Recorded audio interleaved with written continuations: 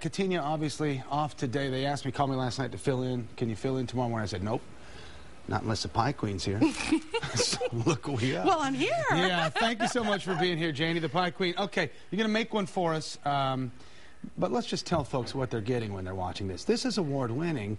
Your buttermilk pie Right. doesn't just win local awards and the little blue ribbon. This is Southern United States stuff and in magazines and across the country, right? It's national recognition. We've been really blessed. My mother's recipe for buttermilk pie won the signature pie contest at the Driscoll Hotel. Right. Appeared on their menu for a year. This past July, Southern Living named the buttermilk pie the third best pie in the Southern United States out of 70 pies. They went across the nation looking for pies. We most recently won the Gypsy Picnic Critics' Choice Award with the buttermilk pie. And I have to say our white chocolate coconut pecan won the KitchenAid contest out at the Dell Diamond.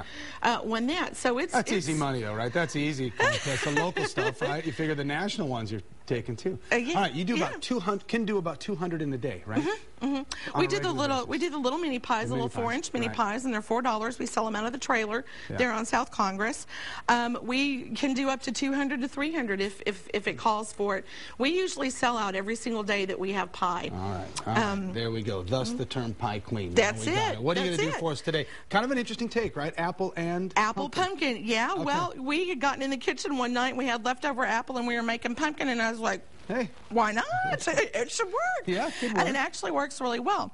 I always like to give everybody a little tip. When you're making your pie crust, and these recipes are on y'all's website, when you're making your pie crust, a nice little tip is take your knife and just do a little divot right there, and that gives you a nice little handy-dandy design, and it looks all nice and pretty and professional. Nicely done, yeah.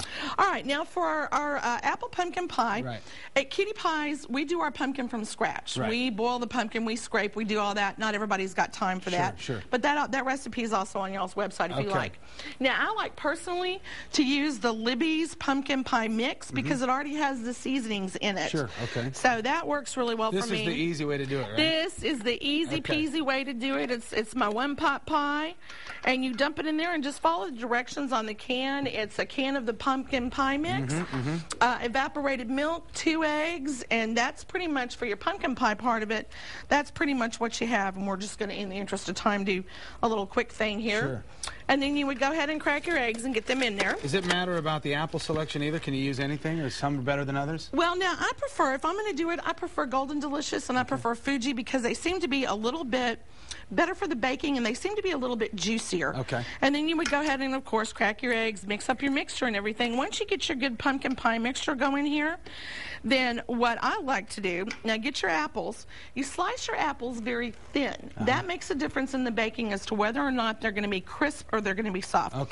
Here is the little telltale trick, and I can't believe I'm giving away a secret, but I'm going to. Apple butter, we love apple butter because it's already got the cinnamon and the spices in there. You add a half a jar of apple butter after you've sliced your apples up. Add a half a jar of apple butter to your pumpkin mixture, and voila, you have apple pumpkin pie. And it winds up being like that. Okay, but you don't want the apple to dominate. You don't want the pumpkin to dominate. You want it to blend, and so the key is to come together. And small slices, right? Small, thin slices on the apple. And only use for your, if you're going to make a whole pumpkin pie, only use 2 apples. If you use, we have found that if you use more than 2 apples, it just kind of overpowers everything. You need to have a nice blend and a nice meld together on the pie. But it's just as easy as that. Just go through that, mix it up, and pour it in the oven.